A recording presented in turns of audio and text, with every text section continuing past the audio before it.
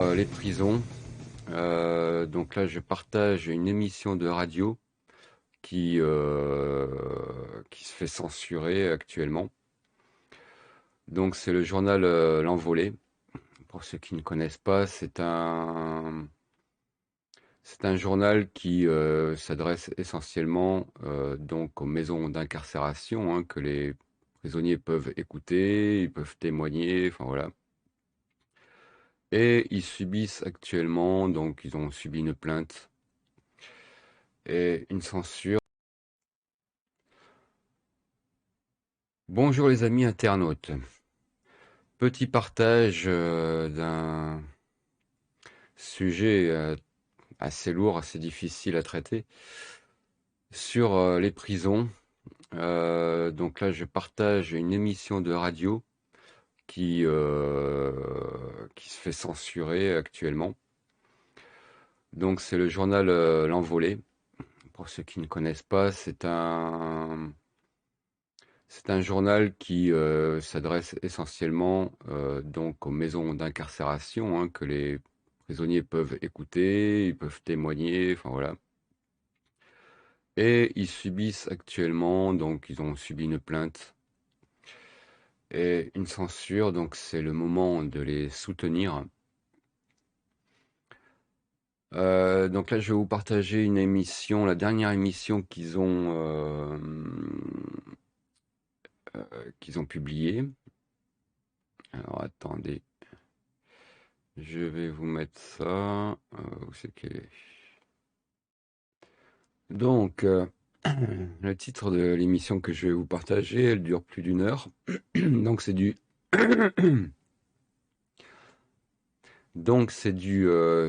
vocal, hein, c'est une radio.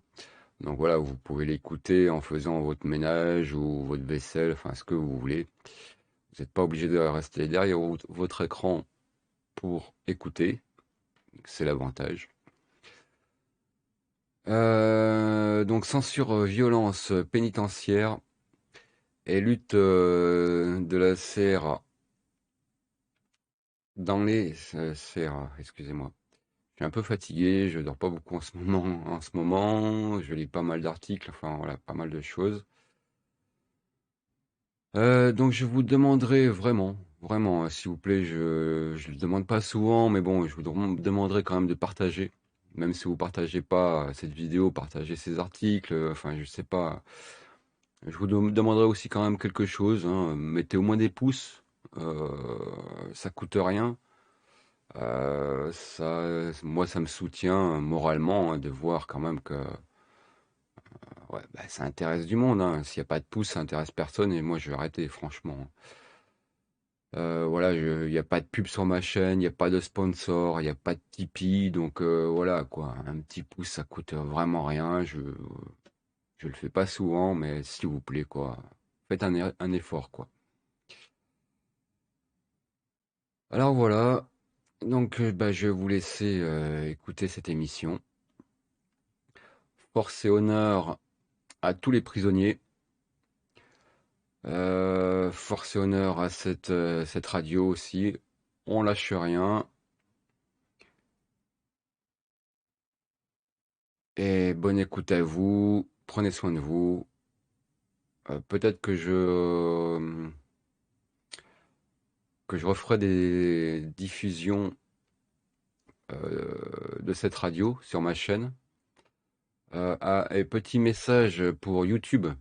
J'ai envoyé un email, hein, à l'Envolée pour leur demander l'autorisation de diffuser leur émission sur ma chaîne. Donc, c'est pas la peine d'essayer de me censurer pour droit d'auteur ou quoi que ce soit. J'ai coupé tous les passages musicaux pour éviter la censure des droits d'auteur et tout ça déjà, hein. Donc, tout le reste, c'est du vocal.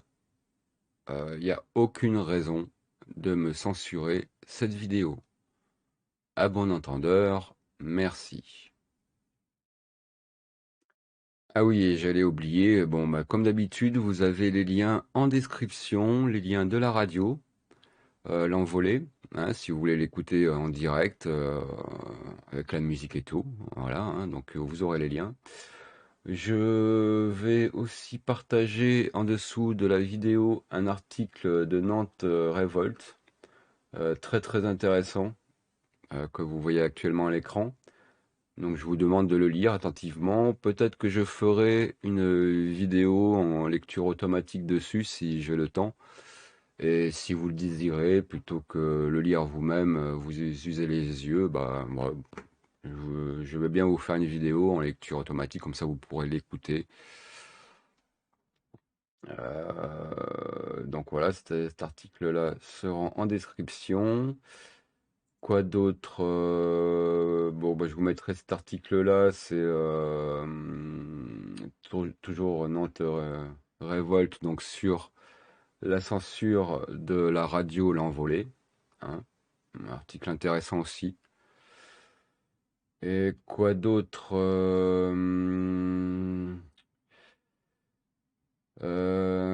Infolibertaire.net aussi qui partage, hein, donc la censure sur l'envolée, hein. Ouais, donc j'aimerais aussi rajouter, c'est ce genre de sujet est beaucoup traité dans nos milieux anarchistes, mais hélas pas suffisamment diffusé plus amplement, si je pourrais dire. Bon voilà, ben à vous de jouer, hein. Likez, blablabli, blablabla. Allez, à plus.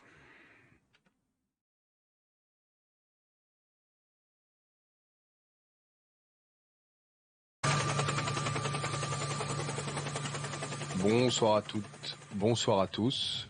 Vous êtes bien à l'écoute de l'Envolée sur Fréquence Paris pluriel comme tous les vendredis soirs. Ce soir, derrière... Bonsoir à toutes, bonsoir à tous. Vous êtes bien à l'écoute de l'Envolée sur Fréquence Paris pluriel comme tous les vendredis soirs. Ce soir, derrière le micro, en face de moi, Floréal. Salut à toutes, salut à tous. Au bocal, Manu. Salut. Rejoint plus tard par Elsa qui nous lira un petit texte et on aura Alex au téléphone pour nous parler de ce qui se passe dans l'ECRA depuis une semaine où ça a beaucoup protesté et où les prisonniers sont poursuivis pour ça. Je vous rappelle les lieux de diffusion de l'Envolée, parce qu'on n'est pas diffusé que sur FPP, c'est bien de le rappeler de temps en temps. On est rediffusé à Annonay sur la radio d'ici, à Arras, sur la radio PFM, au CD de Guingamp sur radio Crest-Braise, à Mulhouse sur radio MNE, à Saint-Julien-Molin-Molette sur radio d'ici et radio en ligne, station, ainsi que sur toutes les plateformes de streaming. Alors, ce soir au menu, on va revenir évidemment en long sur une actualité qui a été évoquée la semaine dernière lors de la dernière émission. Il s'agit d'une plainte de l'administration pénitentiaire contre le journal de l'Envolée. Le numéro 52 du journal qui a donné lieu donc à une note interne de la direction de l'administration pénitentiaire qui a interdit sa diffusion en détention sur toute la France, ainsi qu'une plainte, a-t-on appris pour le moment, dans la presse la semaine dernière qui relayait cette information. Donc évidemment, on va revenir en long là-dessus. Ensuite, on aura la lecture justement d'un texte plus ancien qu'on a déjà publié dans le journal par Elsa qui revient sur la question du mitard et de la violence et de la difficulté de la vie qu'est le mitard précisément. Enfin, la difficulté de la vie, l'horreur de la condition qui consiste à être enfermé dans un mitard par un courrier d'Enrique d'il y a quelque temps. Et puis, on reviendra sur les anciennes procédures auxquelles l'Envolée va faire face au fur et à mesure de ces années de publication, notamment dans les années entre 2003 et 2010. On reviendra un peu sur ce qui était poursuivi à l'époque, pourquoi et comment ça s'est soldé par des procès, ce qui s'est passé au procès.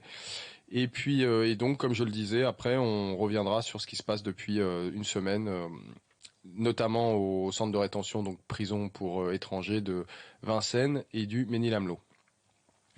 Mais pour l'heure, commençons donc par lire un communiqué de L'Envolée, qui est donc publié ce jour en réponse à la plainte que nous subissons. Il n'y a que la vérité qui blesse.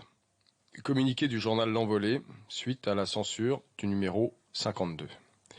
Le 4 janvier dernier, par une note de la direction placardée dans toutes les prisons, l'administration pénitentiaire a interdit la diffusion du numéro 52 du journal L'Envolée aux prisonniers abonnés.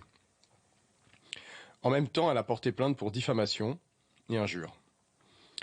Depuis 20 ans, L'Envolée soutient que les prisonniers, les prisonnières et leurs proches sont les mieux placés pour énoncer quelques vérités sur la prison. À travers cette plainte et cette censure, il s'agit donc simplement de réduire au silence cet espace de libre expression, d'information et d'élaboration collective d'une critique de la prison. L'Envolée publie des textes et des lettres qui décrivent le quotidien carcéral, dénoncent les conditions de détention et combattent l'enfermement. Notre journal est un porte-voix pour celles et ceux qui ont été mis au banc de l'humanité. En effet, aucune parole de prisonnier, de prisonnière ne peut être rendue publique hors du contrôle de l'administration pénitentiaire. Conversations téléphoniques et parloirs peuvent être écoutés, et les courriers sont lus systématiquement, les passages dérangeants censurés. De plus, pour trop de gens à l'extérieur, toute parole sortie des prisons est forcément une parole infâme, toujours suspecte d'exagération ou de mensonge. Les pages mises en cause par l'AP reviennent sur plusieurs morts en détention. Le 9 septembre 2020, Idir est mort au quartier disciplinaire de Lyon-Corbas, 2 semaines avant sa sortie. L'AP affirme qu'il s'est pendu, mais sa famille et ses proches ne croient pas à cette version, qui est aussi mise en doute par des témoignages de prisonniers. Le 14 avril 2018, Jawad a trouvé la mort au quartier disciplinaire de la maison d'arrêt de Toulouse-Seyss. Ses voisins de cellule ont immédiatement dénoncé un meurtre maquillé en suicide, entre guillemets, et mis en cause une équipe de matons violents qu'ils appelaient, entre guillemets aussi, l'escadron de la mort. Il est aussi question de la mort suspecte de Sambali, à Saint-Martin-de-Ré en 2016, ainsi que de Jean-Christophe Merlet, un prisonnier handicapé à vie après avoir été roué de coups par une équipe de surveillants de cette prison. Tous les 3 jours en moyenne, l'administration pénitentiaire signale une nouvelle mort au sein de la population pénale. Administrativement, les prisonniers et les prisonnières sont sous l'entière responsabilité de l'AP. Il s'agit donc à minima de non-assistance à personne en danger. Quand une personne enfermée met fin à ses jours, c'est bel et bien la prison qui la tue, car le choc de l'enfermement, les conditions de vie inhumaines et la longueur des peines plongent certains prévenus et condamnés dans le désespoir. Mais ceux et celles qui connaissent la réalité carcérale pour l'avoir éprouvée dans leur chair parlent parfois de mort suspecte, entre guillemets, à propos de certains suicides en prison. Des surveillants pénitentiaires humilient et tabassent à l'abri des hauts murs des prisons, particulièrement dans les quartiers disciplinaires et dans les quartiers d'isolement. Et trop souvent, des prisonniers y meurent. Les prisonniers et prisonnières savent ce qui les attend quand ils et elles dénoncent ces violences. Intimidation et punition implacables. Ils sont souvent mis au cachot ou font l'objet d'un transfert disciplinaire, ou les deux. Lorsque des proches ne croient pas non plus à la version officielle après un décès en détention, la paix et la justice invoquent tantôt des problèmes de santé, entre guillemets, tantôt une consommation de stupéfiants, bien souvent des troubles psychiatriques, et presque toujours des violences à l'encontre des surveillants. Comme celle des prisonniers et prisonnières, la parole des familles est presque invariablement reçue avec méfiance, quand ce n'est pas du mépris. Là où la parole est censurée, là où les prisonniers sont punis s'ils dénoncent ce qui se passe, là où les seules images disponibles sont celles de l'administration pénitentiaire, là où les proches ne sont pas entendus, ce serait à l'Envolée de prouver la réalité des violences pénitentiaires dont elle se fait l'écho. Eh bien non. C'est à l'administration pénitentiaire de prouver qu'aucun de ses agents n'humilie ni ne tabasse ceux dont elle a la garde. Que ceux qui administrent la prison et ceux qui la défendent se chargent de démontrer qu'elle ne tue pas, que l'enfermement n'est pas indigne et qu'il ne constitue pas une torture.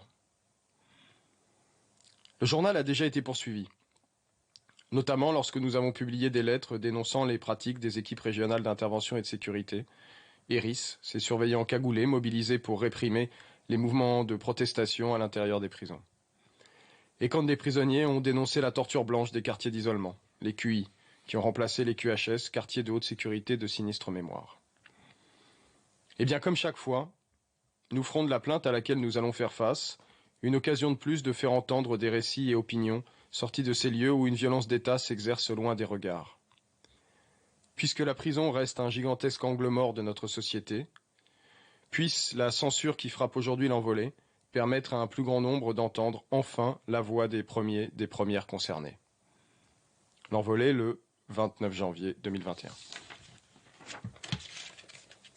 Donc ça, c'est un communiqué qui va être largement diffusé, puisque nous avons du soutien, un peu, qui commence à se manifester.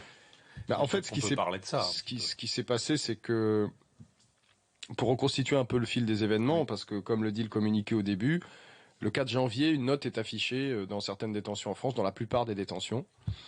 Note de la direction donc nationale, dont je vais lire un petit extrait. Elle y dit que, donc c'est donc une décision interdisant l'accès des personnes détenues à une publication écrite dans l'ensemble des établissements pénitentiaires.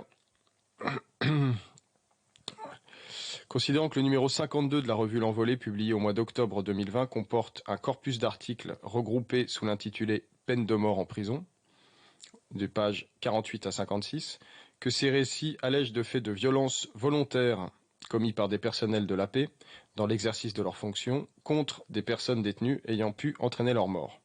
Qu'en outre, ces écrits imputent aux responsables hiérarchiques des auteurs de ces violences alléguées de ne pas les avoir dénoncées.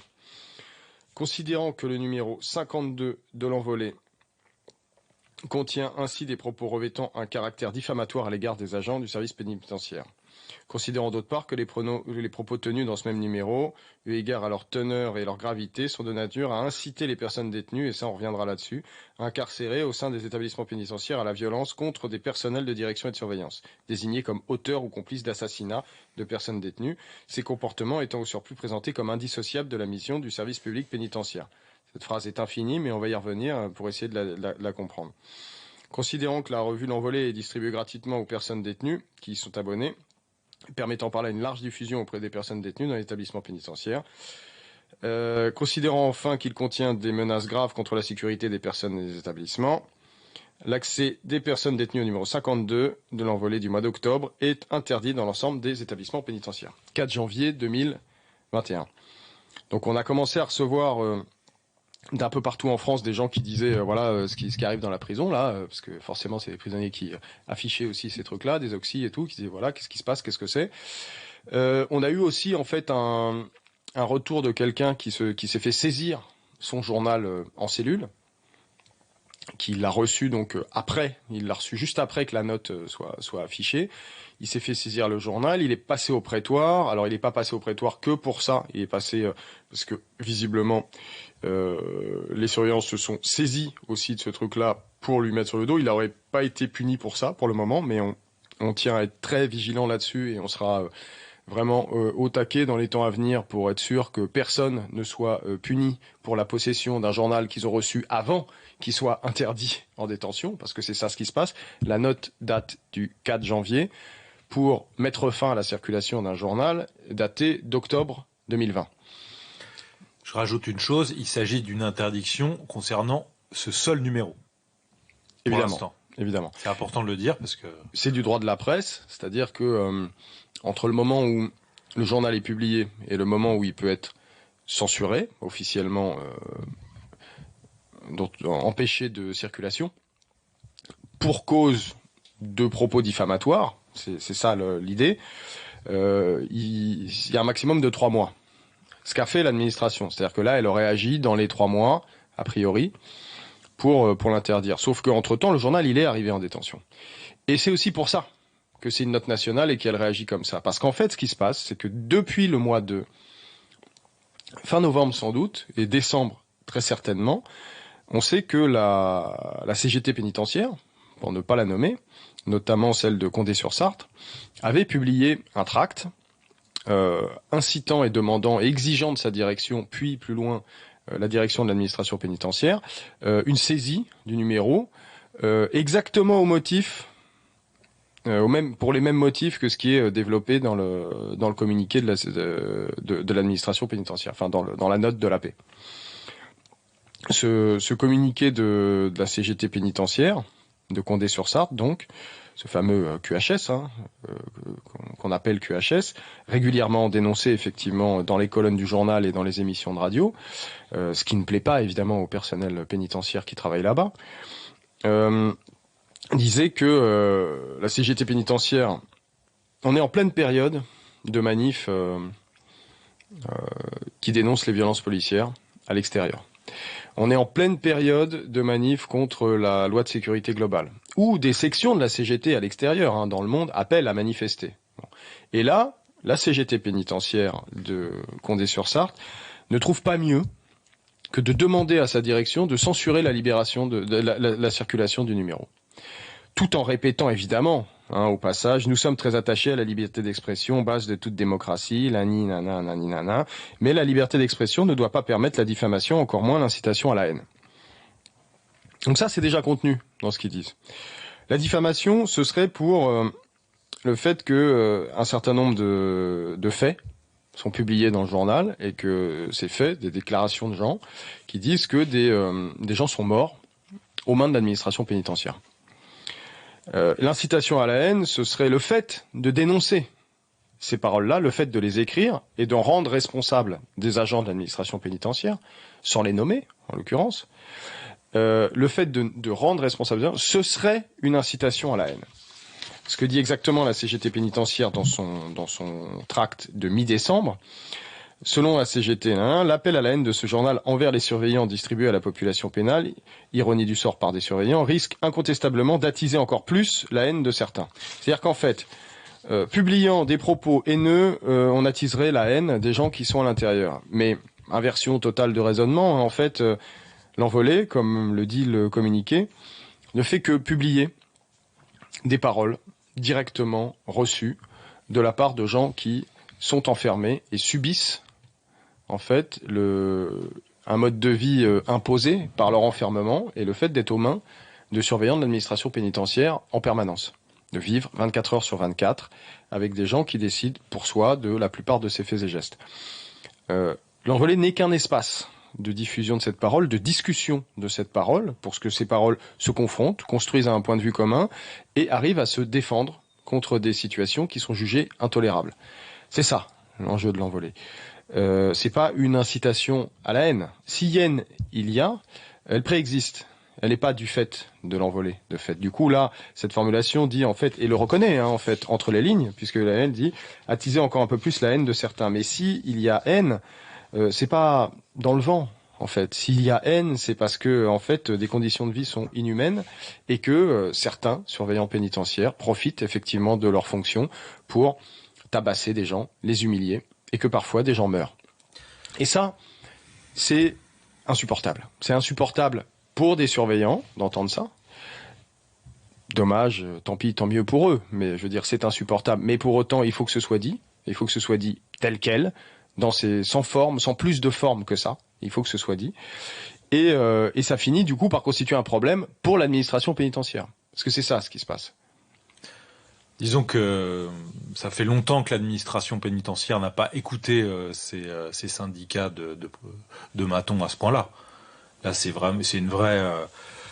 Disons qu'il donne un gage assez incroyable là aux surveillants en ce moment, et c'est pas pour rien que l'administration le fait. On sait que la situation est hyper tendue en ce moment, et c'est vraiment la merde en prison. On le sait.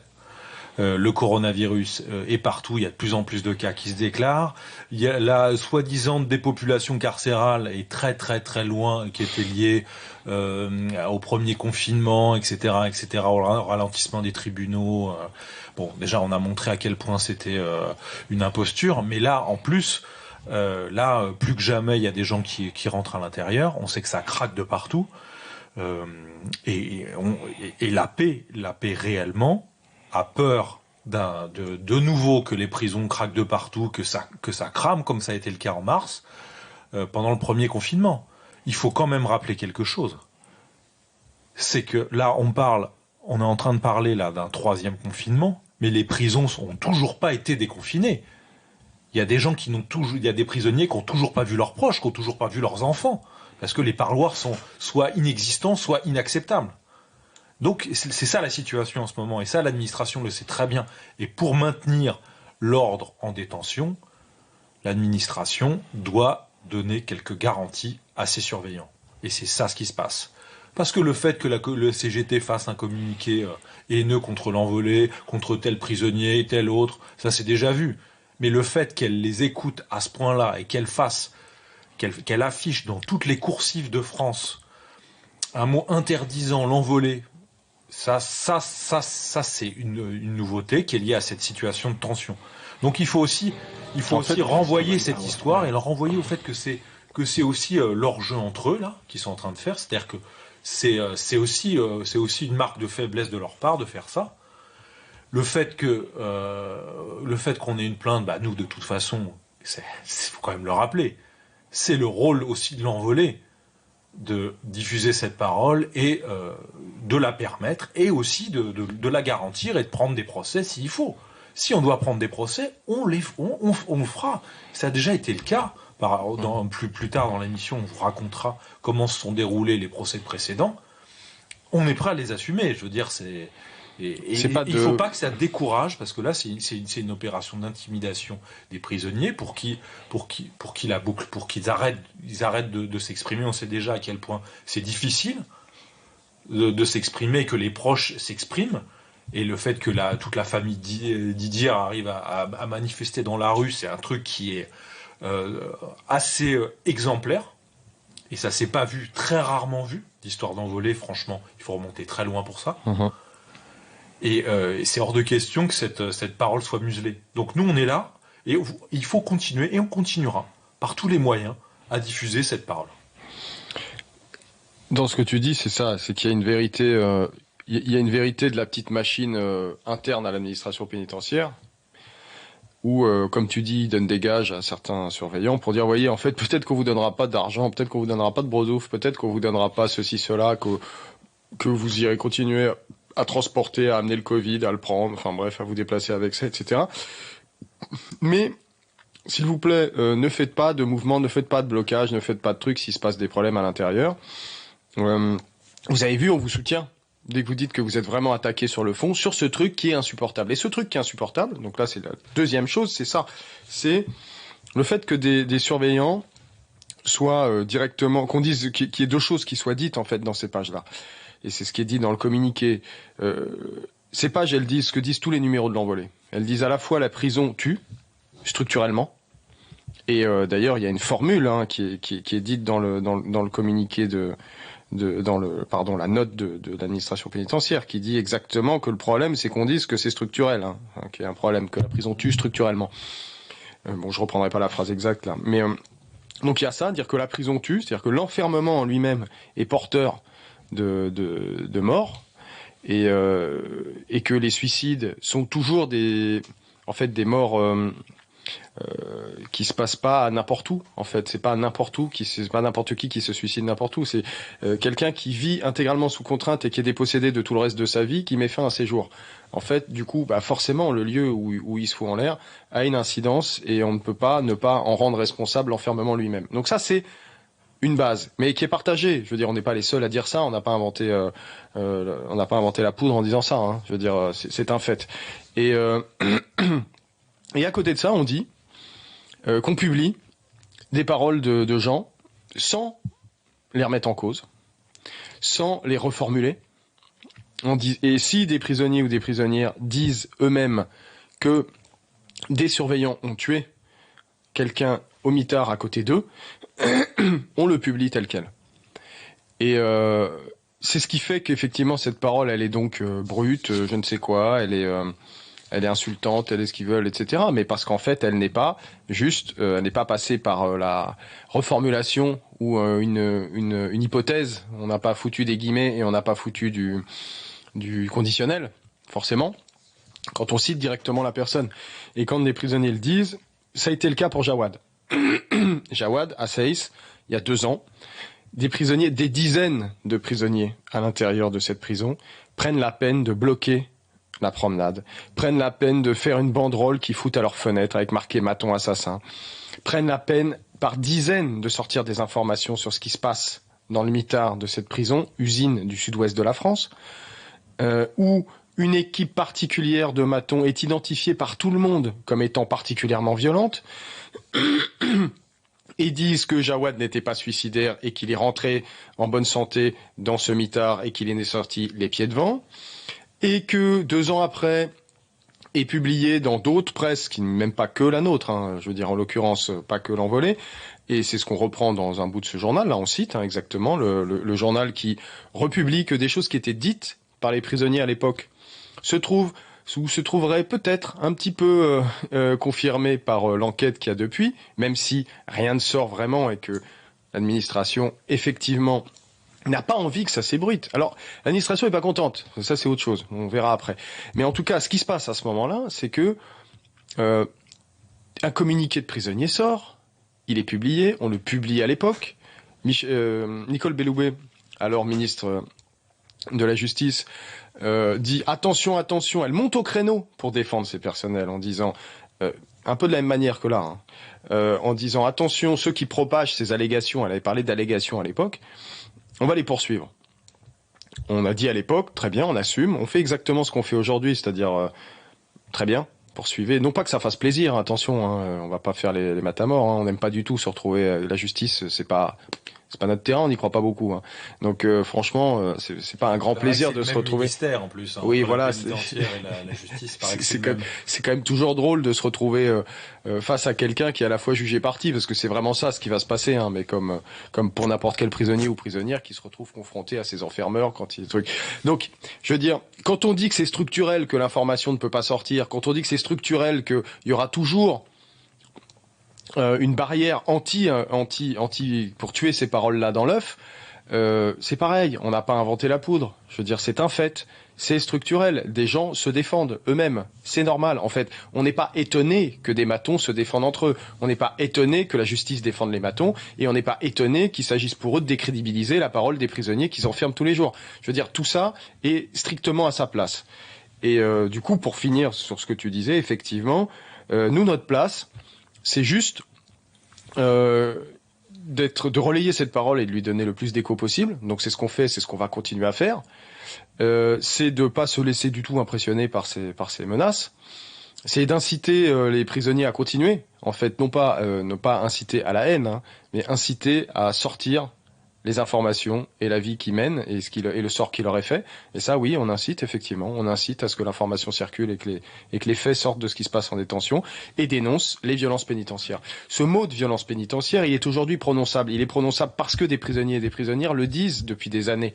Voilà, comme la torture blanche dans les QI et dans les QD. Il y a des années, on pouvait pas le dire. Puis la CEDH finit par dire ce mot.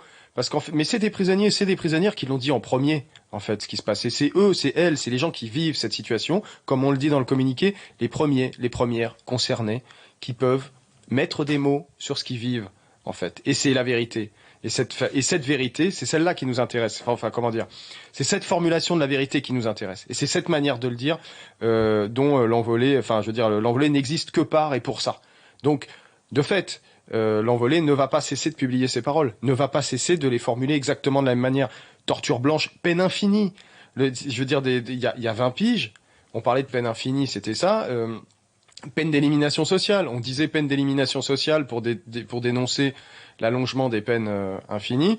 Aujourd'hui, on l'a entendu dans la bouche d'un procureur il y a 5 ans. Voilà, là où à l'époque, si tu disais peine d'élimination sociale, il disait mais non, c'est pas vrai, etc. Aujourd'hui, c'est revendiqué. Voilà, il faudrait pas que demain le mot de violence pénitentiaire soit revendiqué par l'administration. Hein. C'est pas ça qu'on dit, parce que là, ça les gêne encore de le dire. Hein. On en est encore à ce stade-là. Mais dans quelques années, ça leur fera même plus mal, sans doute qu'on leur dise ça. Là, on dit ça. On dit donc qu'il y a des morts. On dit qu'il y a des gens qui sont torturés, et on dit que tous les jours il y a des gens qui sont humiliés. Voilà, c'est ça. Après, ce qu'on dit aussi dans ce communiqué, c'est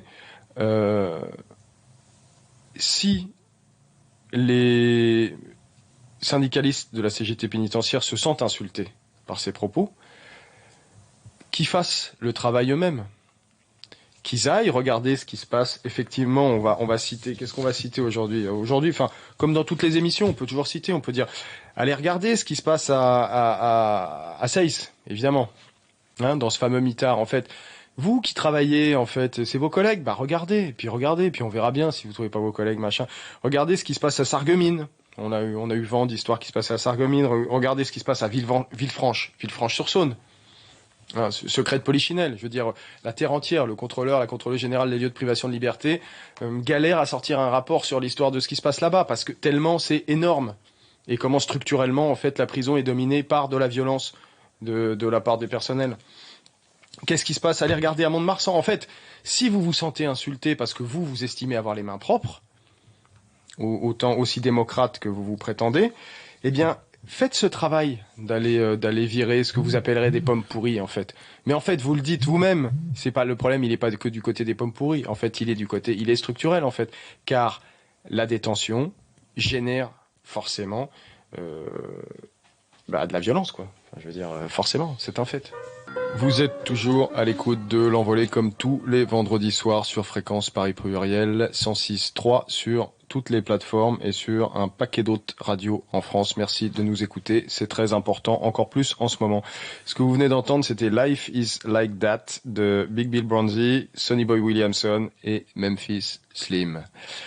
On continue encore un tout petit peu sur justement cette fameuse actualité de censure, tentative de censure et empêchement de circulation du numéro 52 de l'Envolée dans toutes les détentions par l'administration pénitentiaire.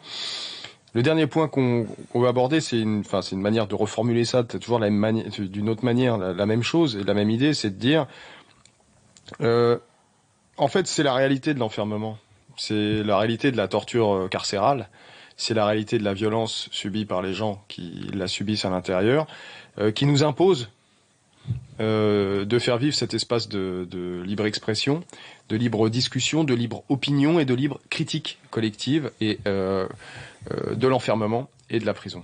C'est-à-dire que tant que l'administration pénitentiaire ne permettra pas aux prisonniers de s'exprimer sans contrôle vis-à-vis du monde extérieur, tant que la société ne continuera pas à considérer tant que la société dans son ensemble ne considérera pas que la parole des prisonniers et des prisonnières, elle est tout aussi recevable que celle de n'importe quelle personne à l'extérieur qui vit une situation et qui la dénonce, en fait, ce petit espace de liberté que constitue l'Envolée est nécessaire et continuera d'exister. Et on ne doute pas que l'administration pénitentiaire, le ministère de la Justice ne vont pas d'un seul coup permettre un droit d'association politique et une liberté de parole. Je veux dire, tout ce qui a été gagné par des prisonniers a été gagné de haute lutte au fur et à mesure des années. Et dès que les gens ne défendent pas cette liberté, elle se perd. Parce que la liberté, comme on a tendance à le dire un peu souvent dans ce journal et à cette antenne, c'est un rapport de force, c'est un rapport social. La liberté, ça n'existe pas en soi comme ça. D'ailleurs, on remercie les gens qui, à l'occasion de la sortie d'un article dans Libération sur cette censure que nous subissons, ont soutenu directement l'Envolée en s'offusquant de la décision de l'administration pénitentiaire, notamment Prison Insider, Abat l'écran, Cerveau non disponible, la LDH qui parle de liberté d'information en disant que la revue L'Envolée qui donne la parole aux personnes incarcérées est interdite dans les prisons, un fait rare et inquiétant.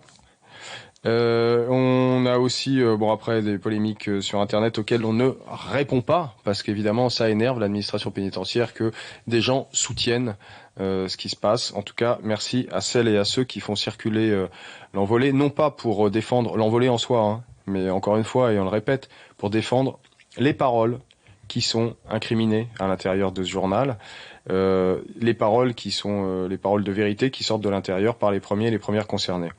Et du coup, on évidemment que dans les mois qui viennent, on aura l'occasion de revenir sur les différentes histoires qui sont contenues dans ces pages, entre 46 et 58. On ne sait pas précisément qu'est-ce qui est visé encore comme phrase.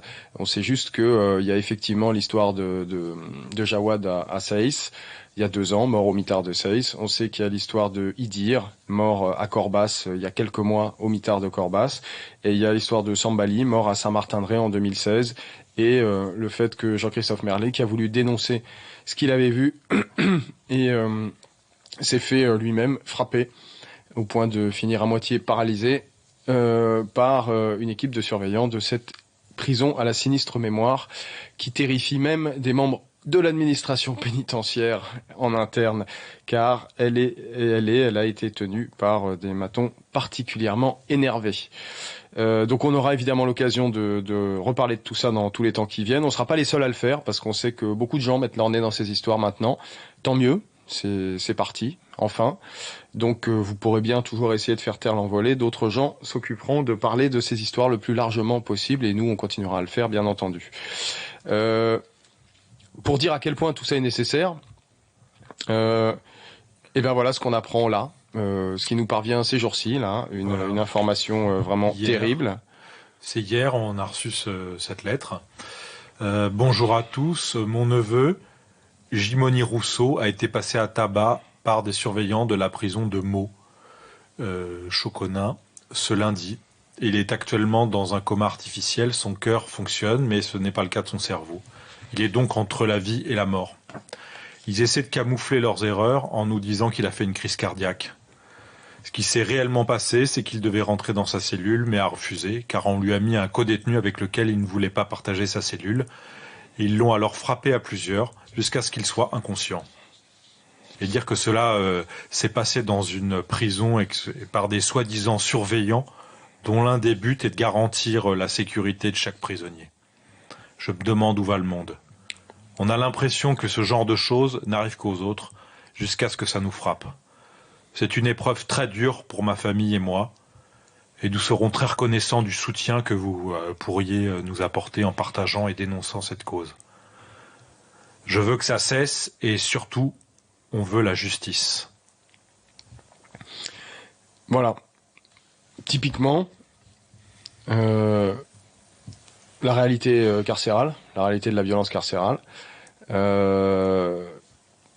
autour de laquelle on met pas de guillemets, en fait. Enfin, on met des guillemets dans le sens où on sait qui parle, mais on prend pas de pincettes, on ne dit pas que cette personne a tort, que cette personne ment, ou qu'il nous faudrait plus de preuves avant d'oser parler de cette histoire à l'antenne, en fait. Cette personne a fait suivre son petit communiqué qu'ils ont pris la peine d'écrire malgré la douleur dans laquelle ils sont et l'angoisse de ce que leurs proches ne se remettent pas de cette histoire.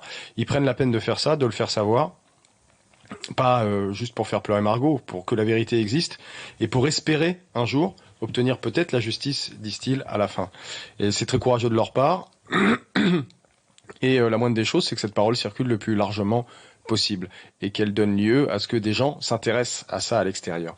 Parce que, comme ils le disent aussi très justement, quand cette histoire, on entend toujours ces histoires, on a l'impression qu'elles arrivent aux autres, et puis un jour elles nous arrivent à soi, en fait. Et c'est ça. Et personne n'est à l'abri de la prison, hein, comme le disait vraiment souvent Le Gros en citant à cette même antenne pendant des années quand tu citais effectivement Trust, qui disait il y a toujours une place pour toi et ton fils en prison, c'est ça, hein, tu vois, il y aura toujours une place pour toi et ton fils. Bah c'est ça, il y a toujours une place pour toi et ton fils en prison, puis il y a toujours une place pour toi et toi à la morgue, en fait, quand la prison nous amène à la mort.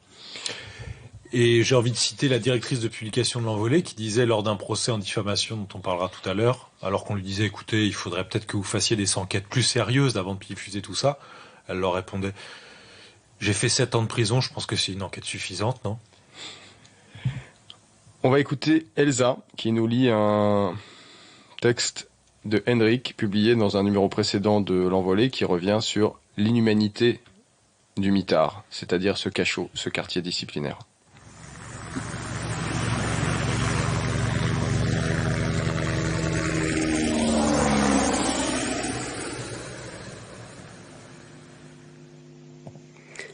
Le mitard ou l'école de l'inhumanité.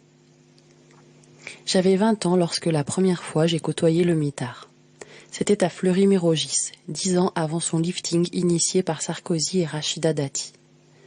Suite à une embrouille de merde avec un surveillant, j'arrive au mitard pour moins d'une semaine. À l'époque, dans le bâtiment du Détroit. Et je découvre en même temps que la réalité du système, l'inhumanité dans toute sa splendeur. Je passe quant au décor dantesque, les murs nauséeux, la gamelle en métal que le maçon vous tend après qu'il ait servi des milliers de prisonniers avant vous. Draps pleins de puces, hurlements psychédéliques de prisonniers souvent plus disposés à être en psychiatrie, un maton pour 20 mecs. Si t'as mal aux dents, l'attente. Pour voir un dentiste, c'est minimum 2 jours. Si t'as le malheur de frapper à la porte parce que la douleur est trop forte, on te fait attendre encore plus longtemps. Sans parler de toutes les histoires de tentatives et de réussites, de suicides, de tabassage par des armées de matons, etc. Telle fut ma première expérience avec le mitard. Lors d'autres incarcérations, j'ai connu le mitard d'autres prisons, et à quelques détails près, ils partageaient tous ce même décor et ce même cynisme cruel des matons et l'arbitraire. Je me rappelle à Fresnes en 2012 d'un prisonnier qui venait d'arriver au mitard. En arrivant à 2 cellules de la mienne, je comprenais qu'il était fragile psychologiquement, malgré une faculté de discernement quand on l'entendait parler par sa fenêtre. Ce prisonnier n'était pas au courant des sales manières du mitard. Le soir de son arrivée, à la distribution du repas, il s'est permis de rappeler au surveillant qu'il devait absolument avoir ses médocs du soir. Ce dernier promet, mais n'est jamais revenu. Ne pouvant dormir sans ses médocs, il a fait du boucan toute la nuit. Le lendemain matin, il a eu l'audace, certes de manière véhémente, de rappeler au maton qui faisait l'appel le manquement de son collègue. Ce dernier, vexé, l'a pris en grippe. Des insultes volaient des 2 côtés. Nous avions tous les oreilles collées à nos portes. Plus tard, dans la matinée, le maton est revenu, avec 5 collègues. Quand ils sont entrés dans la cellule du prisonnier, au bruit qu'on entendait, nous devinions ce qui se passait. Pour montrer notre solidarité à celui qui se faisait tabasser, et pour maudire les matons, on a mis des coups de pied, des coups de poing dans la porte. En moins de 2 minutes, il a été maîtrisé. Mais l'altercation avait duré au moins 2 heures. Et à travers les échanges qu'on ressent dans ces moments-là, on a compris que le médecin était passé. Ensuite, les surveillants ont refermé sa cellule alors qu'il poussait des cris entre hargne et hystérie. Et puis, plus rien. C'est avec surprise que 3 jours plus tard, la voix du détenu s'est répandue à travers la fenêtre de sa cellule. En l'écoutant, on sentait qu'il ne savait pas où il en était. C'est nous qui, en criant, lui avons rappelé la bagarre avec les matons. Pendant qu'on lui racontait, sa voix monocorde et dérangée s'éteignait au fur et à mesure, car le seul souvenir qu'il gardait de cette altercation était le moment où il essayait de se débattre pour ne pas être piqué par la seringue du médecin que les matons avaient appelé après l'avoir tabassé. Encore, assez conscient pour comprendre que ce qu'on lui avait injecté allait peut-être avoir des effets sur lui le restant de sa vie, le détenu s'est tu, et plus tard dans la journée, il provoqua une nouvelle altercation avec les surveillants, qui décidèrent de l'emmener à l'hôpital, service psychiatrie. Ainsi, on abat, sans tuer. Je tenais à raconter cette histoire pour souligner qu'il n'est pas admissible qu'en quartier disciplinaire, le premier surveillant venu a quasiment droit de vie ou de mort sur les détenus qui subissent un système archaïque. Est-ce que c'est parce qu'à la base de toute société naissante, la force précède le droit, qu'il faille que, par un parallélisme barbare, la peine carcérale, la sentence précède l'humiliation ? Je pose cette question à ceux qui croient, qui prétendent entretenir par leurs impôts des détenus censés vivre dans la l'oisiveté. Car si vous allez dans n'importe quelle prison de France et sans doute ailleurs, vous constaterez qu'en général, les condamnés se plaignent moins de la peine de prison qui leur a été infligée que des mauvais traitements qu'ils subissent une fois incarcérés. Pour terminer, j'aimerais seulement dire que lorsqu'un homme ne peut pas faire confiance au système auquel il appartient, cet homme, s'il est lucide et objectif, réalisera qu'il est sans cesse en insécurité. Si la prison est l'école du crime, le mitard est l'université de l'inhumanité. Henriquez.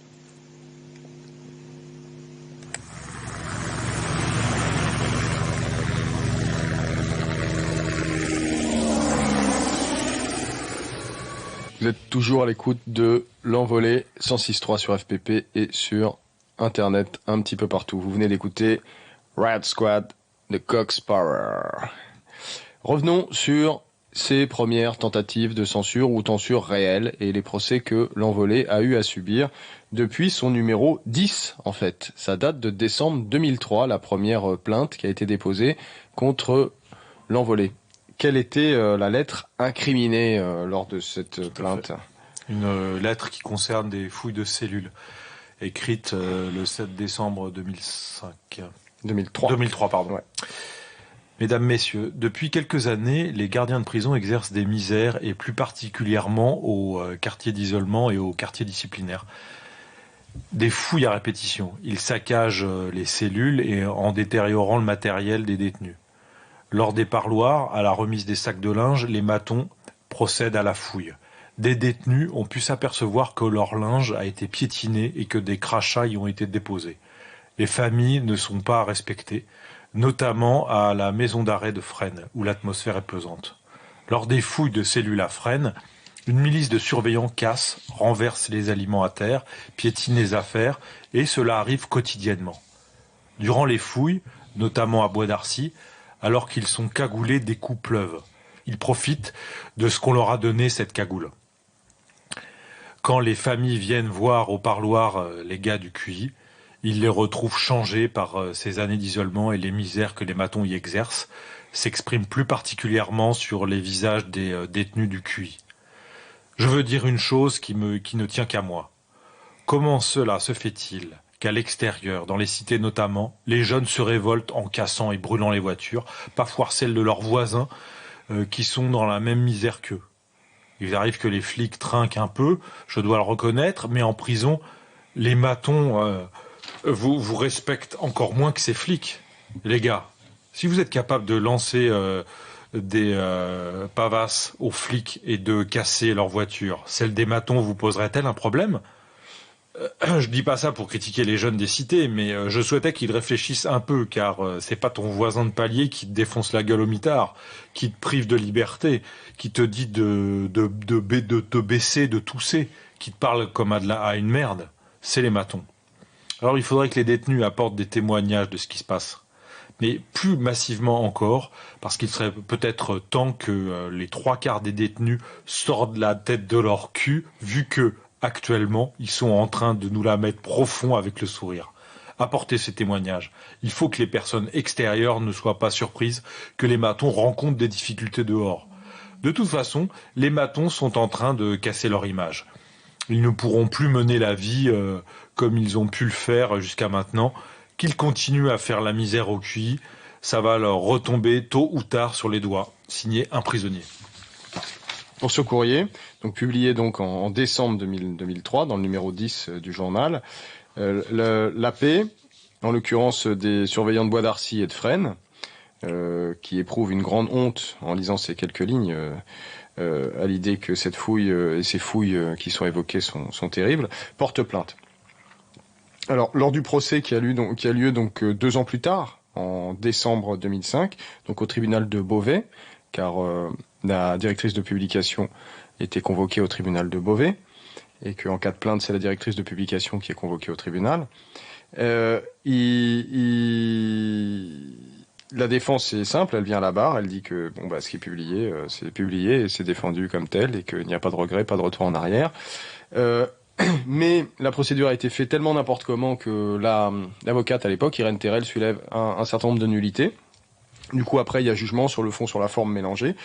Et sur le fond, on peut dire que ce qui est poursuivi et pointé du doigt particulièrement par le procureur à l'époque, c'est de dire il dit pas du tout que les exactions qui sont dénoncées sont fausses, mais il passe son procès à les justifier par le comportement des détenus eux-mêmes. Et c'est exactement ça ce qui se passe en fait aujourd'hui quand dans la dénonciation par la CGT pénitentiaire, quand elle dit si vous continuez à faire ça, à publier ces choses dans le journal, vous allez inciter à la haine les prisonniers en fait, et vous validez le fait que les prisonniers nous crachent dessus, nous détestent, etc., etc. En fait, non. En fait, elles disent les fouilles sont nécessaires. Les fouilles sont nécessaires parce que les détenus font passer n'importe quoi, et si certains surveillants sont sadiques, ça c'est une citation exacte du procureur de l'époque, si certains surveillants sont sadiques, il l'a reconnu par ce fait, on l'a pas poursuivi, il n'a pas été poursuivi pour diffamation lui, il ne faut pas en faire une généralité. Très bien, Personne n'en fait une généralité. Mais quand il s'agit de pointer des surveillants en particulier, t'as l'ensemble des surveillants qui les défendent. Donc comment ne pas en faire une généralité de fait? C'est les surveillants eux-mêmes qui en font une généralité en se défendant mutuellement et en couvrant leurs collègues. C'est un fait. La preuve, dans la note de l'administration pénitentiaire qui interdit le numéro 52 là de ce mois-ci, du mois d'octobre, et la direction de l'administration pénitentiaire dit texto que ils n'aiment pas qu'on sous-entende que d'autres surveillants couvrent d'autres surveillants et que la hiérarchie avec l'administration pénitentiaire couvre des surveillants. Ça, c'est inadmissible de dire ça. Pourtant, le fait de porter plainte pour défendre les autres trucs n'est qu'une preuve supplémentaire qu'il s'agit de couvrir les agissements des surveillants les plus sadiques, les plus barbares et des plus violents. Enfin, je veux dire, c'est une démonstration en soi, ces attaques. Bref, le procureur le reconnaît lui-même à l'époque, quand on était en 2005. En bon humaniste d'ailleurs, il n'avait pas contesté que les détenus dénoncent les conditions de détention, mais il regrettait que les propos soient diffusés. Exactement la même chose qu'aujourd'hui. La question n'est pas de dire oui, il peut y avoir évidemment, on peut dénoncer les conditions de détention. Le problème, c'est qu'il ne faut pas que ce soit entendu. Il ne faut pas que ce soit diffusé. Donc on s'attaque à quoi? Aux diffuseurs. Normal. Voilà. En plus, en mettant la misère aux prisonniers à l'intérieur qui sortent les trucs. Ça, on le sait, on l'a largement dit. Voilà. Bref. Le jugement n'a pas été tranché sur le fond, parce qu'en fait, la procédure a été faite n'importe comment, et c'était très compliqué pour eux d'argumenter quand même. Le dossier était pourri par le procureur. Du coup, le 18 janvier 2006, le juge n'a pas tranché sur le fond. Il a décidé que la procédure était nulle et il a renvoyé la paix et le ministère public à leur copie, ce qui a évité 2500 € de dommages et intérêts à l'époque. 2004, numéro 12. Donc là, Novembre 2004.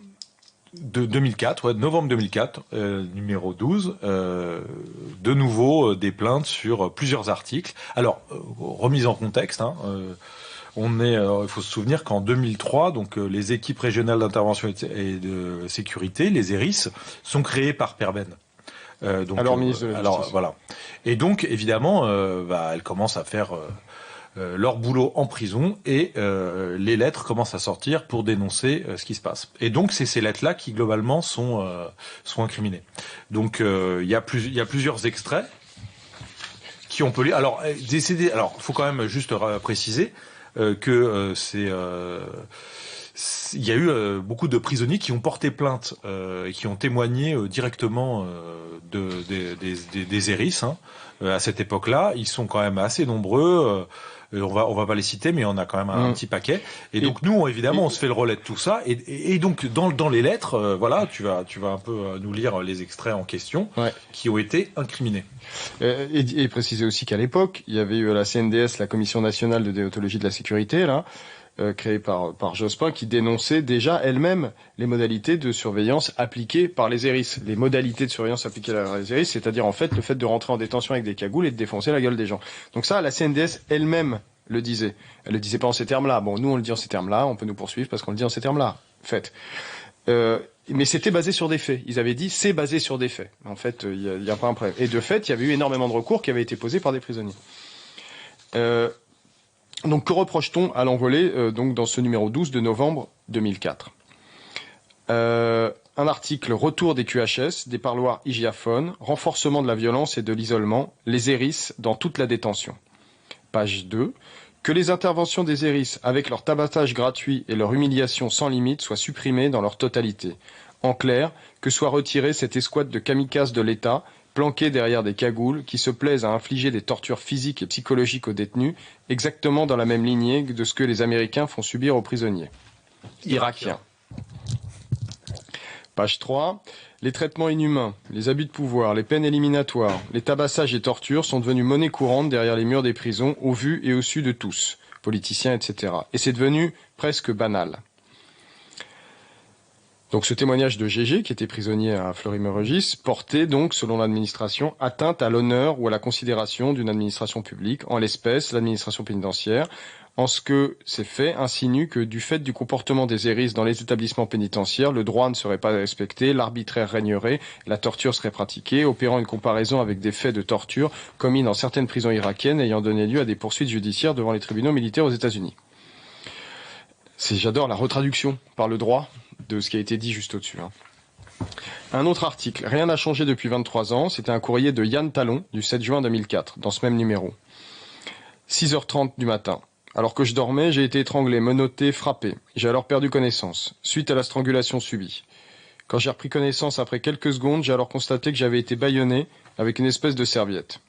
J'ai été éjecté du lit, puis traîné de coursive en escalier avec comme vêtement un caleçon. Quelle humiliation, d'autant plus quand vous passez devant des gens qui composent la hiérarchie, et notamment féminine. Je me retrouve jeté dans un camion, rejoint par Charles Anthony. Nous faisons route dans la maison d'arrêt située juste en face, tous les deux sommes jetés au QD. Une fois sur place, ils nous ont retiré les matelas. De plus, une fois dans la cellule disciplinaire, ils m'ont retiré les menottes, et dans le même temps, l'un d'eux ne s'est pas gêné pour me prendre ma montre, qui a alors disparu. Ce témoignage, donc, selon l'AP, porterait atteinte à l'honneur, car les propos laissent croire dans les dernières lignes que la torture psychologique et physique serait pratiquée dans les établissements pénitentiaires en France. Enfin, la création des ERIS, un tract qui avait été distribué à Lyon, qui porterait atteinte à l'honneur, qui était aussi publié dans ce journal, était poursuivi, qui disait que les ERIS seraient responsables d'exactions commises en détention et gestionnaires d'un système carcéral violent, indigne et dangereux. Enfin, l'envolé est également inculpé pour considérer l'isolement carcéral comme une torture et la centrale de Clairvaux comme un mouroir, parce que ça, ce sont deux autres plaintes qui vont se rajouter à ça. Parce que là, ces deux personnes qui devaient être extraites, on a demandé le jour du procès à ce que les personnes qui avaient écrit, à savoir GG, Yann Talon, soient extraits de détention pour venir témoigner. Ils n'ont pas été extraits, du coup, il y a eu un report qui a été demandé. Et ce report a fait que pendant ce temps-là, des plaintes sont tombées sur les numéros suivants. 13, 14, jusqu'à 15. Du coup, pour ces procès où c'est à nouveau, donc là, ce sont des textes de Thierry, à l'époque, qui parlait des matons qui étaient proches du FN, une lettre de Xavier encore sur les ERIS, et une lettre de Xavier qui parle de matons en disant que ce sont des roquets de service, et un article de Laurent Jacquat à l'époque sur la mise en danger des prisonniers malades. À chaque fois, c'est quand même fou, hein, à chaque fois, il s'agit de dénoncer la violence de matons, la violence d'équipe de matons, donc à partir de quel moment cette violence elle est structurelle en fait et elle appartient à l'institution et plus juste à quelques brebis galeuses. À chaque fois c'est ça, hein, ce qui se joue dans ces lettres, et la création des ERIS, c'est exactement ça. Il faut rajouter un extrait qui était aussi objet d'une plainte, et ça c'est assez costaud, puisque c'est un extrait d'un livre. Une page complète avait été mise dans l'envolée, un numéro spécial sur Clairvaux, donc le numéro 13 de mars 2005. C'était l'extrait d'un livre de Bernard Cuot qui s'appelait « L'affaire Mirval » ou « Comment le récit abolit le crime ». Donc publié en 1976 chez Gallimard dans la collection La France sauvage. Il se trouve que Patrick Mirval, le 22 février 1974, lors d'un transfert en fourgon au bâtiment Détroit de la maison d'arrêt de Fleury-Mérogis, se retrouve au quartier disciplinaire, auquel il est condamné pour 4 jours pour insolence, menace envers un gardien, etc. Je vais vous lire le passage incriminé. À la reconstitution, quand celle-ci aura enfin lieu, le 20 mai 1975, soit 15 mois après les faits, Danet, le premier surveillant, montrera sur un figurant par quel procédé, aussi plein de délicatesse que d'invraisemblance, il a passé le bras devant Mirval. À l'en croire, pas la moindre prise au coup. Personne, évidemment, ne prendra cette version au sérieux, pas plus le médecin que les avocats. Danet et Boutor, son adjoint, n'ont pas voulu délibérément supprimer Mirval. Cela, pour moi, est clair. Ils ont voulu le punir d'être noir, d'avoir 20 ans, le punir peut-être d'avoir été puni, et Mirval en est mort. Donc, ce livre était préfacé par Michel Foucault. Je veux dire, c'est donc ce livre était préfacé par Michel Foucault, sorti en 1976 chez Gallimard. Il n'a pas été poursuivi à l'époque. Il n'a pas été poursuivi à l'époque parce que précisément, il fallait pas faire du bruit autour de ça. Entre-temps, Monsieur Danet, donc qui était premier surveillant à ce moment-là, est devenu directeur de la centrale de Clairvaux. Lui, il n'a pas été plus inquiété que ça malgré tout ça, malgré la mort de Mirval, et il est monté dans la hiérarchie. Il est devenu directeur de Clairvaux. quand on dit que c'est structurel, c'est structurel. C'est-à-dire que ça, c'est un fait. On peut dire c'est de la diffamation. Non, c'est un fait. Dire que c'est structurel. Bref, l'envolée republie ça. Hors cadre. Oui. Et directeur ensuite, hors cadre, le plus haut grade de l'administration pénitentiaire. voilà. Et il a porté plainte personnellement. C'est-à-dire que là, on se retrouve donc En 2005. En 2005, avec un procès qui regroupe 3 plaintes. Voilà. Les autres plaintes, on peut les refaire 3 vite plaintes fait. de l'administration pénitentiaire Ouais. et une plainte donc personnelle de Danay. Voilà, c'est ça. Donc les passages qui sont visés en dehors de ce passage-là, hein, qui a trait visiblement à une affaire qui date elle-même d'il y a 25 ans qu'on ne fait que republier. Un témoignage de Thierry qui dit « Clairvaux, t'arrives, t'es pas déçu, tu te sens enterré, emmuré, enclavé. Les matons sont fiers d'arborer les affiches du Front National. Les briquets du Front National. Un discours très radical sur la question du racisme, de l'ordre. D'ailleurs, il s'en cache même pas. Et ce surveillant-chef africain, bien évidemment, n'était pas apprécié. Un détenu fatigué, un malade mental, un monstre, un mec de 2 mètres de haut, un fou furieux. Ce détenu a été contacté par des surveillants qui l'ont incité à aller tuer ce surveillant-chef. Il y a une violence de la part des matons qui sont là-bas, puisque ce sont des matons volontaires. Une équipe de grosses brutes qui sont là pour casser du détenu, essentiellement du noir ou de l'arabe, en gros. Donc, l'envolée demande à l'audience de faire citer Thierry, hein, pour qu'il vienne, qui est sorti à ce moment-là, hein, qui est plus en prison à ce moment-là, pour venir témoigner de ce qu'il a écrit et d'autres personnes qui sont passées par cette prison de Clairvaux pour raconter ce que c'est que la violence structurelle dans cette prison à ce moment-là. Bah, on peut les citer, hein. Il y a Didier Cadet, il y a Laurent Jacquat, il y a André Alex et il y a Xavier et Jean-Jacques de Félis. Et Jean-Jacques de Félis qui était un avocat à l'époque voilà. du GIP. Donc ça c'est quand même un paradoxe et ça il faut bien que tout le monde l'ait en tête, c'est-à-dire que l'envolée se retrouve à la barre pour diffamation. Mais elle fait citer comme témoins les auteurs des textes, qui eux, en témoignant, ne risquent absolument rien. C'est ça tout le jeu de la diffamation et de la presse. C'est ce qui fait que ces procès, qui sont des moments pénibles auxquels on n'a pas envie d'aller, finissent par être des endroits où en fait on va, parce que ça permet à des gens qui sont à l'intérieur de dire un peu leur cas de vérité à la justice à ce moment-là, en étant cités. C'est ce qui fait que ce procès-là avait été reporté, parce qu'on avait demandé à ce que les gens soient cités, ils les avaient pas extraits, donc on avait eu un report. Là, lors de ce procès-là, donc comme tu le dis, il y a aussi Laurent Jacquat, parce que Laurent Jacquat a dit... il dit, par ce texte relatant point par point ce qui m'est arrivé ces dernières années, j'aimerais vous démontrer comment l'on traite les malades du sida dans les prisons françaises et en même temps vous signaler les dysfonctionnements et les dérives que nous pouvons vivre à la centrale de Moulins, sous l'autorité de monsieur Villemot. Exemple type du directeur abusant dangereusement de son pouvoir. Donc ça, c'était poursuivi aussi, hein. Ensuite, Xavier sur les Hérisses, donc là je reprends pas parce que c'est vraiment tout ce qui a été dit sur les Hérisses, il dit... collectif répressif constitué de nostalgiques des QHS. À l'instar des voltigeurs de Pasqua, ces groupuscules de nervis n'ont qu'une existence éphémère, là encore, ce qui est à craindre, ben voilà. Juste le parallèle que fait, c'est une blague, hein, Xavier à l'époque entre les surveillants cagoulés des Hérisses, qui sont devenus maintenant la norme, hein, ces équipes mobiles qui se déplacent pour empêcher l'expression collective publique des prisonniers à l'intérieur, permettent des fouilles costauds en détention, gérer tout ce qui gêne la détention. Ils arrivent, ils sont là, c'est une bande de cow-boys. Ils adorent qu'on les compare à des GIGN. À l'époque, ils se comparaient aux GIGN de la détention.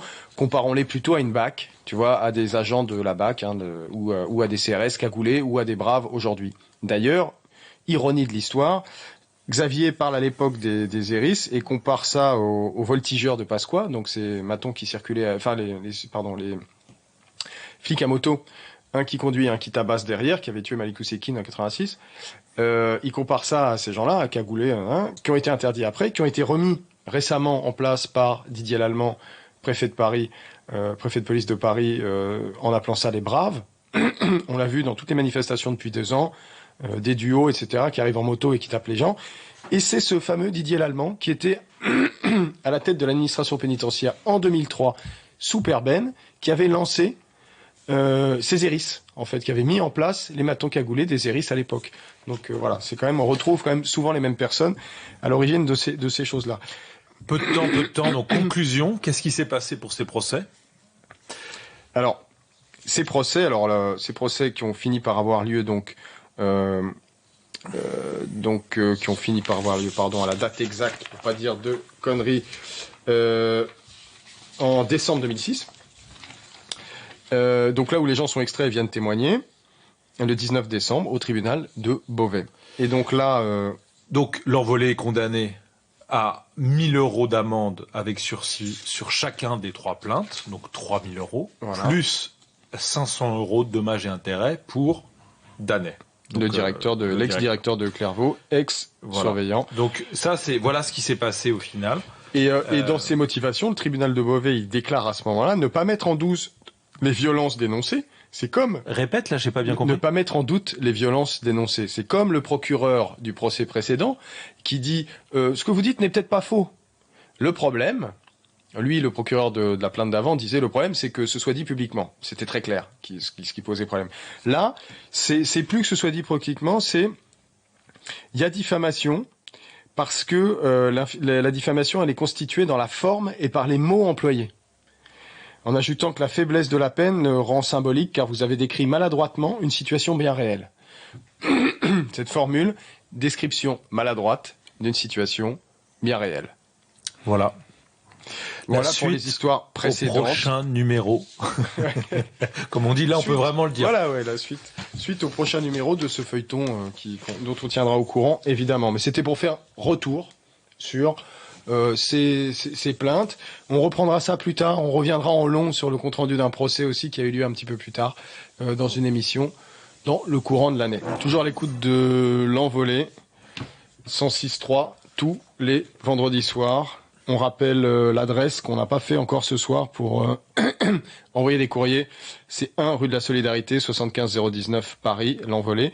Le mail, c'est contact@l'envolée.net, l'envolée sur Twitter, l'envolée IDF sur Snap et l'envolée journal sur FB. Numéro de téléphone 07 52 40 22 48.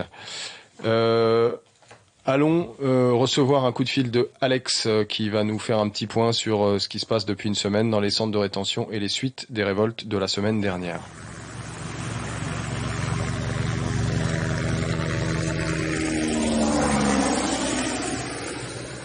Salut Alex. Salut. Faisons suite à ce que vous avez un peu raconté en long la semaine dernière sur ce qui s'est passé dans les CRA, notamment Vincennes, Ménil-Amelot la semaine dernière. Faisons un point aujourd'hui pour savoir ce qui s'est passé entre-temps, à la fois côté à l'intérieur des CRA et puis côté judiciaire. Ouais. En gros, ce qu'on expliquait la semaine dernière, c'est que ça fait plusieurs mois qu'il y a de plus en plus de répression à l'intérieur, notamment sur les tests PCR, et que du coup, il y a de plus en plus de prisonniers en centre de rétention qui font 90 jours, une comparution immédiate voire de la prison, qui retournent en CRA. Et donc, il y a pas mal de monde au Ménil-Amelot, donc il y a un des plus gros centres de rétention d'Île-de-France, où il y a des gens qui sont au-delà de leurs 90 jours, qui sont 120 jours, 130 jours, etc., quoi. Du coup, en ce moment, ils sont en train de contourner leur délai maximum de rétention, d'enfermement des étrangers. Et ça a créé à la fois, ça a créé beaucoup de galères à l'intérieur. C'était passé par pas mal d'étapes de résistance individuelle, refus de test, procès, etc. Refus de test parce que le test PCR est exigé par les destinations d'expulsion, quoi, par les pays qui sont censés les recevoir. Donc le fait de pas faire le test fait que t'es techniquement, administrativement pas expulsable. C'est ça, et pour eux, donc c'est un refus de se soumettre à une mesure d'éloignement, et ça c'est un délit qui est passible de 3 ans de prison. Du coup, les gens ils prennent pas 3 ans de prison, mais par contre ils prennent des 3 mois, 6 mois ou des interdictions de territoire. Ce qui fait qu'après ça justifie un nouveau placement en centre de rétention, et donc ça permet d'enfermer comme ça hyper longtemps, jusqu'à ce qu'il y ait des évolutions administratives. Et c'est le cas par exemple du Mali, qui là, il y a 2 semaines, a décidé que les tests PCR n'étaient plus obligatoires parce que soi-disant il y avait une quarantaine sur place.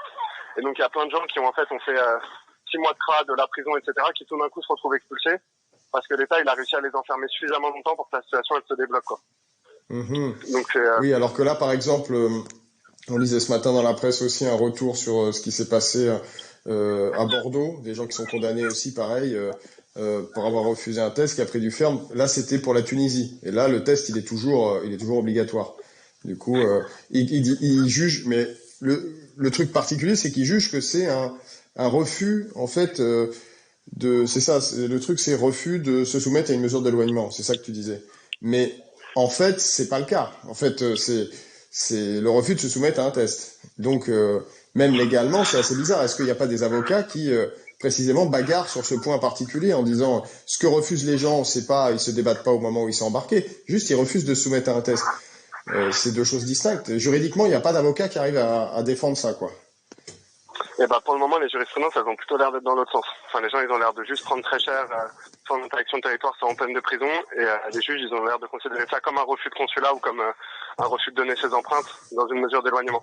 On considère pas du tout que c'est une question de rapport à son corps, rapport à la médecine ou quoi que ce soit, quoi. Oui, de choix individuel, parce que le test n'est pas obligatoire en soi. À partir du moment où tu refuses d'aller où t'as pas décidé d'aller quelque part, on ne te force nulle part à faire des tests à l'extérieur. Il y a vraiment, encore une fois, c'est fou comment la justice là avoue très très clairement qu'elle fait office juste de courroie de transmission dans le stockage des gens tant qu'ils peuvent pas être expulsés ou dans l'expulsion dès que la fenêtre s'ouvre, quoi. Il y a rien d'autre, quoi.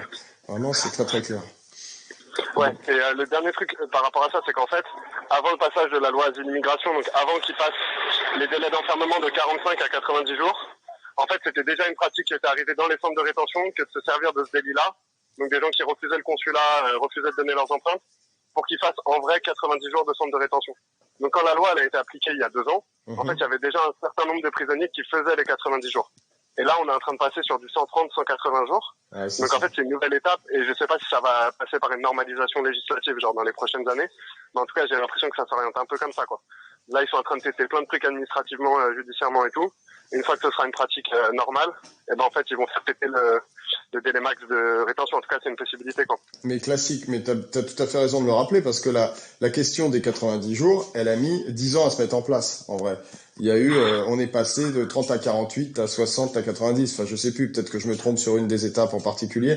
Mais moi, j'ai le souvenir vraiment que dans les années 2000, entre 2005 et 2012 ou un truc comme ça, précisément, on a eu une espèce de tous les 3 ans, il y avait un nombre de jours qui se rajoutait, quoi. Pour donner l'occasion à chaque fois à l'administration de pouvoir expulser et que la procédure aille au bout sans être obligé de relâcher les gens. Mais ça, vous l'avez beaucoup décrit en fait à l'antenne, ce processus où de toute façon comment dire, la prison sert effectivement à cet endroit-là de palier d'aller-retour.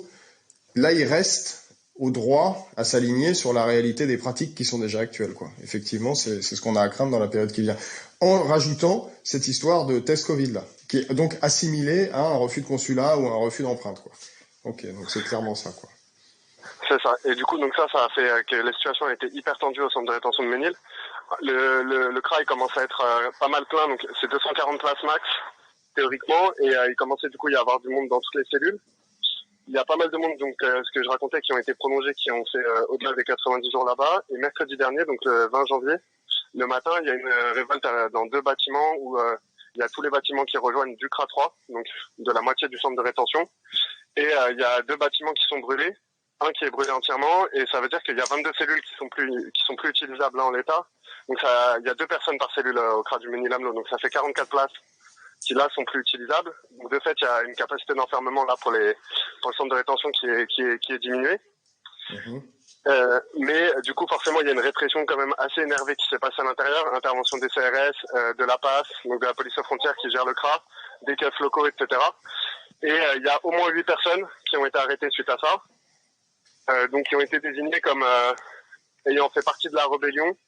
Ce qu'ils ont qualifié juridiquement, c'est la violence en réunion avec armes. Et 4 personnes qui seraient poursuivies pour l'incendie en lui-même, quoi. Et donc mardi dernier, donc là il y a le 26, il y avait un procès au tribunal de Meaux pour 8 des personnes du Ménil-Amelot qui avaient été placées en détention provisoire juste après l'incendie, donc vendredi dernier, et dont les avocats ont demandé le report, et donc ça s'est conclu par à nouveau un placement en détention provisoire jusqu'au 5 mars, où ils vont juger à la fois la question de la révolte du groupe de 8 et la question de l'incendie, quoi.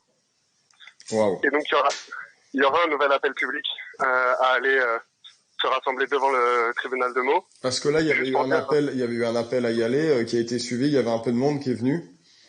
Ouais, c'est ça. Du coup, l'Assemblée là contre les CRA d'Île-de-France, elle avait lancé un appel pour se rejoindre au tribunal de Meaux mardi à 12h30. Il y avait une vingtaine de personnes, ce qui en vrai pour le tribunal de Meaux est quand même pas mal dans la période, quoi. Oui, c'est clair, ouais.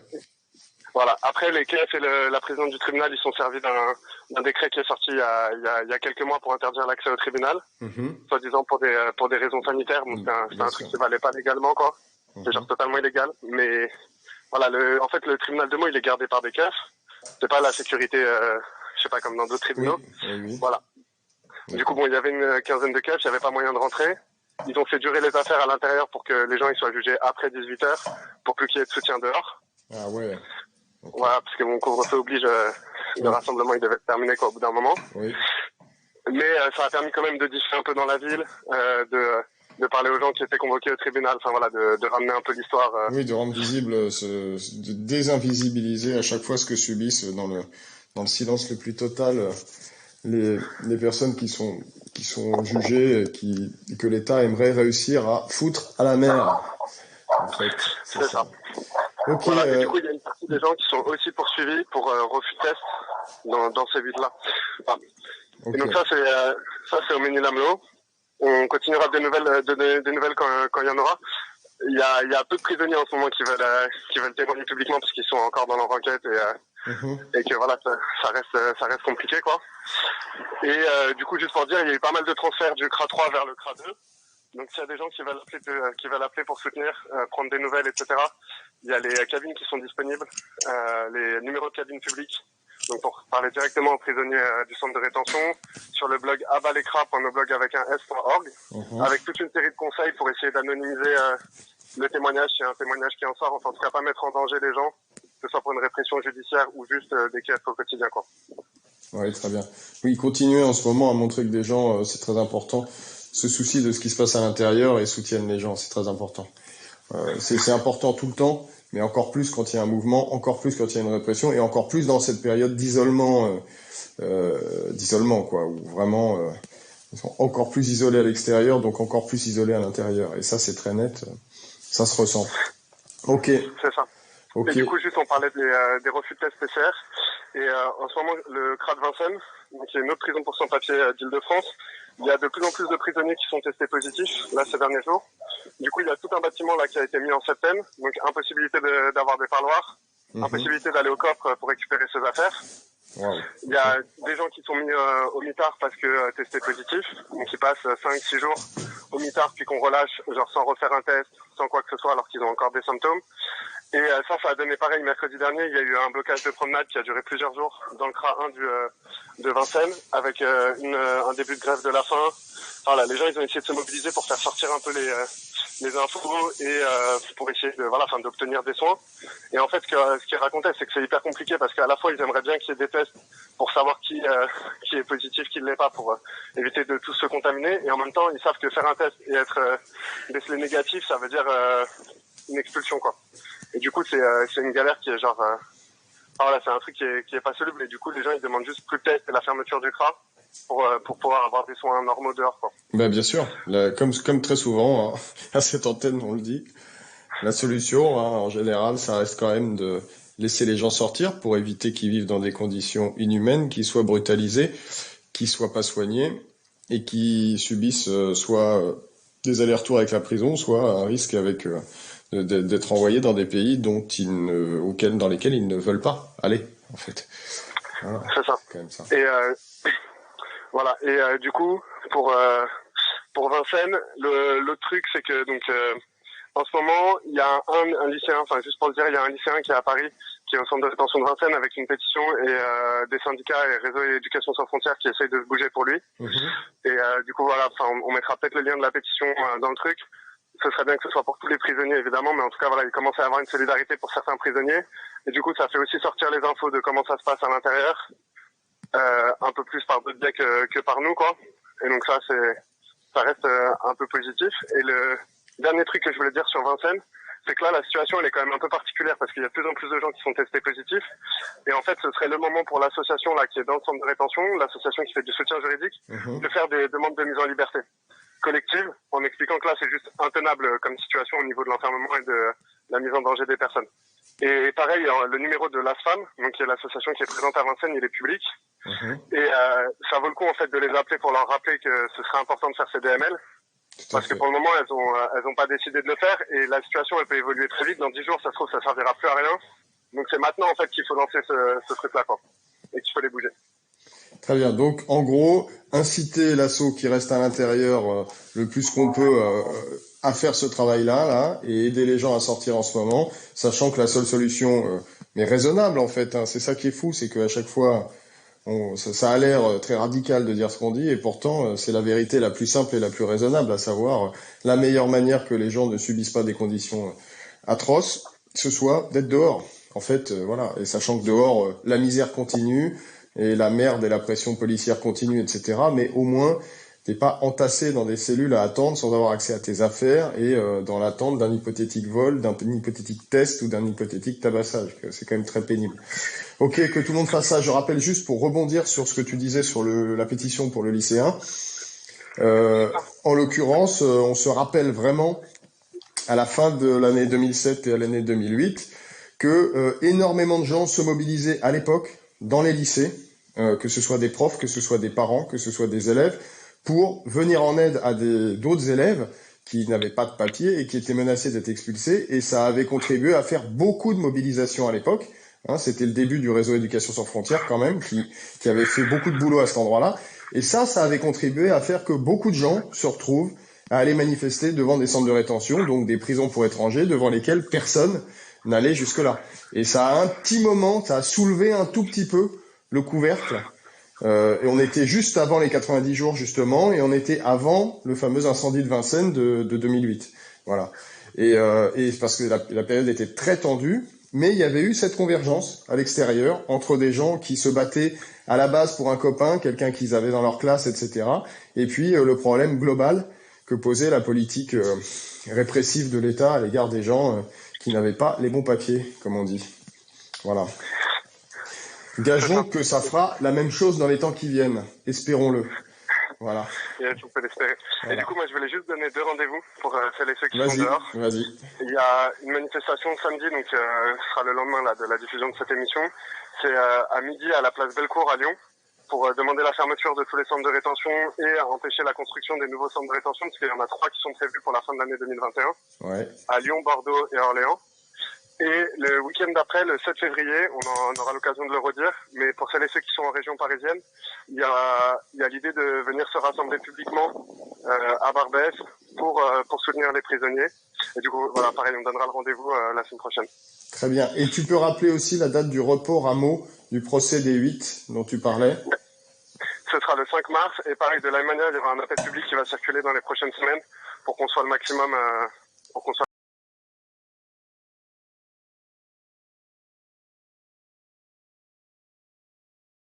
le maximum à y aller, quoi. Ok. Eh ben, merci beaucoup, Alex, pour ce point. Merci. Et puis à la semaine prochaine. Ouais, carrément. Beaucoup de force à vous. Ciao. Ciao.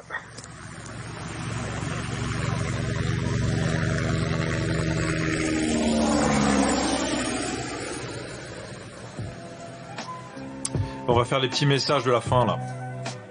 Mika, merci pour les news. Bravo pour la niaque. L'infâme. Tu nous entends depuis le transfert ou toujours pas? Un grand salut aux encagés des quartiers d'isolement et en particulier à ceux qui se reconnaîtront. Tout ça, c'était des messages de K. Ensuite, force et solidarité avec les enfermés des prisons pour sans-papiers, aux familles, aux proches, aux malades et aux mamans à l'intérieur. Bien sûr. Et continuez de lire l'envolée, d'écrire. Et voilà, nous on lâche rien et on espère que tout le monde lâche rien. Bah, il n'y a pas d'arrangement évidemment. Et par ailleurs, si là ils estiment que c'est nécessaire d'attaquer, ils le font comme on l'a vu là par le passé, ils le font quand ça les saoule. En fait, quand ils ont envie de le faire, ils décident de le faire, ils le font. L'envolée est rediffusée sur FPP mercredi à 8h30. Sur tous les réseaux, vous pouvez écouter cette émission. Et puis, portez-vous bien, tenez-vous mal, comme on disait en tête de ce numéro 52 censuré de l'envolée. Ciao à toutes, ciao à tous, à la semaine prochaine.